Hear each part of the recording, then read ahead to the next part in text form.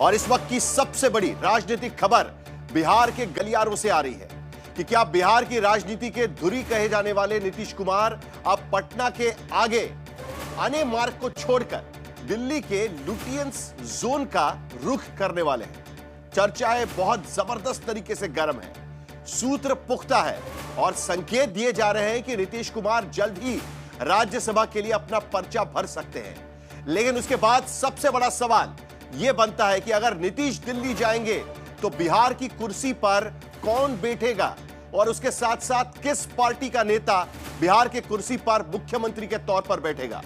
सियासी हलकों में इस बात की जबरदस्त संभावना है कि करीब 2 दशक बाद बिहार में सत्ता का केंद्र पूरी तरीके से बदलने वाला है। चर्चा है कि इस बार बीजेपी बिहार में अपना मुख्यमंत्री प्रोजेक्ट कर सकती है या फिर बिठा सकती है। महज कुछ ही महीने हो चुके हैं बिहार में विधानसभा के चुनाव खत्म होने के बाद। कुछ ही सीटों का फासला बीजेपी और जेडीयू के बीच में रहा था, लेकिन उसके बावजूद नीतीश कुमार को ही मुख्यमंत्री बनाया गया। अटकलें बहुत सारी थी कि नीतीश कुमार की तबीयत को लेकर, नीतीश कुमार की सेहत को लेकर, लेकिन उसके बावजूद नीतीश कुमार ही मुख्यमंत्री के पद पर बैठे हुए थे। एनडीए के नए फॉर्मूले के तहत जब बीजेपी राज्य की कमान संभाल सकती है, वहीं नीतीश कुमार के बेटे निशांत कुमार को सक्रिय राजनीति में लाकर डिप्टी सीएम की जिम्मेदारी भी सौंपी जा सकती है।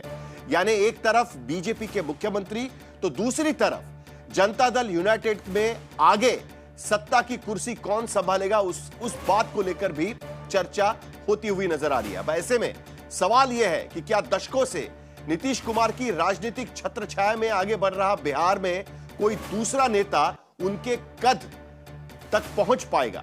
क्या नीतीश कुमार अपने बेटे के लिए सुरक्षित जमीन तैयार कर रहे हैं? अब तक लगातार नीतीश कुमार किसी भी तरीके से पारिवारिक राजनीति का विरोध करते आ रहे थे और राष्ट्रीय जनता दल के खिलाफ उनकी सबसे बड़ी मुहिम इसी बात को लेकर थी कि लालू प्रसाद यादव ने जिस तरीके से परिवारवाद को जन्म दिया बिहार के भीतर, उस तरीके से जनता दल यूनाइटेड उसे नहीं देना चाहता।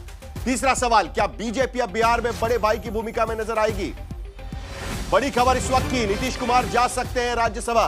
आधिकारिक तौर पर ताजपोशी के लिए क्या बीजेपी के नेता तैयार है? अगले 24 घंटे में बिहार के राजनीतिक भविष्य के लिए निर्णायक होने जा रहे हैं। नीतीश के नामांकन के लिए तैयारी भी की जा रही है। नीतीश कुमार के साथ पार्टी के कार्यकारी अध्यक्ष संजय झा 3 घंटे मुलाकात कर चुके हैं और इस मुलाकात के जरिए नीतीश कुमार को माना जा रहा है कि मनाने की तैयारी भी की जा रही है। दरअसल नीतीश कुमार से शशि भूषण हमारे संवाददाता इस वक्त पटना से जुड़ रहे हैं। नीतीश कुमार, इस वक्त बड़ी खबर आज तक पर चल रही है, नीतीश कुमार जा सकते हैं राज्यसभा और अगर नीतीश कुमार राज्यसभा जाएंगे तो जनता दल यूनाइटेड को भारतीय जनता पार्टी के लिए मुख्यमंत्री पद की कुर्सी छोड़नी होगी। शशि भूषण इस वक्त हमारे साथ जुड़ रहे हैं। शशि, संजय कुमार झा थोड़ी देर पहले 3 घंटे तक मुलाकात कर चुके हैं नीतीश कुमार से। क्या समझाने की कोशिश या आगे की रणनीति तय की जा रही है?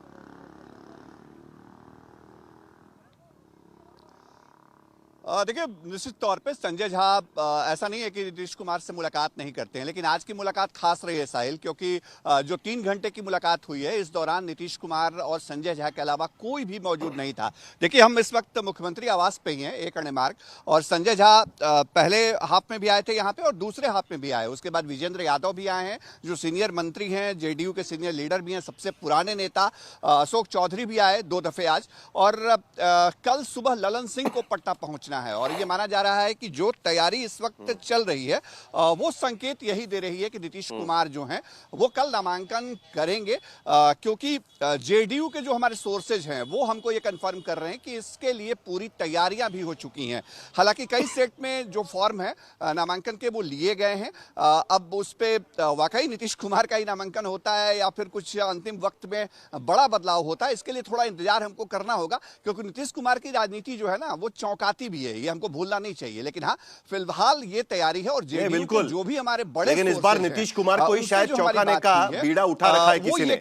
20 नवंबर 2025 को नीतीश कुमार ने बिहार के 10वीं बार मुख्यमंत्री के तौर पर नीतीश कुमार ने शपथ ली थी। मैं इस 3 महीने के बाद आज हम चर्चा कर रहे हैं कि हो सकता है कि नीतीश कुमार 16 मार्च के बाद बिहार के मुख्यमंत्री नहीं रहेंगे। और आज होली का दिन है। पटना के भीतर होली जिस तरीके से मनाई जाती है पूरी दुनिया को पता है। पूरा भारत पटना की होली की तरफ देखता रहता है। यह कुर्ता फाड़ होली होती है, लेकिन इस बार राजनीति में पूरी तरीके से एक नया सिलसिला शुरू होने की होली शायद बिहार के भीतर की जा रही है। एक बार फिर मैं आपसे पूछना चाहता हूं कि क्या नीतीश कुमार इसके लिए तैयार है, नंबर एक, और नीतीश कुमार को मनाने की कोशिश, या जनता दल यूनाइटेड की कुर्सी आगे निशांत कुमार संभाले इसके लिए मनाने की कोशिश? देखिए, दोनों बहुत महत्वपूर्ण सवाल है जो आप कह रहे हैं। और साहिल, आप भी बिहार चुनाव में आए थे और उस वक्त भी जब नीतीश कुमार मुख्यमंत्री बने थे नतीजे के बाद, तो हम लोगों में भी बातचीत जो हो रही थी वो हम लोग भी समझ रहे थे कि नीतीश कुमार शायद ये 5 साल का कार्यकाल पूरा न करेंगे, लेकिन सबको लगा था कि कम से कम 1 आध साल तो वो चलेंगे ही। लेकिन अभी जो खबरें आ रही हैं, और जो खबरें बहुत विश्वसनीय तौर पे हम बता रहे हैं, सोर्सेज भी हमारे बहुत टॉप लेवल के हैं, जो बता रहे हैं कि नीतीश कुमार अगर राज्यसभा जाते हैं तो उसमें बड़ा परिवर्तन होगा सरकार के अंदर। बीजेपी जो है वो स्टीयरिंग संभालेगी, निशांत बिहार की पॉलिटिक्स करेंगे और ये भी तय है। लेकिन निशांत की भूमिका क्या होती है, क्या वाकई वो डिप्टी सीएम बनते हैं, ये भी सवाल देखना होगा।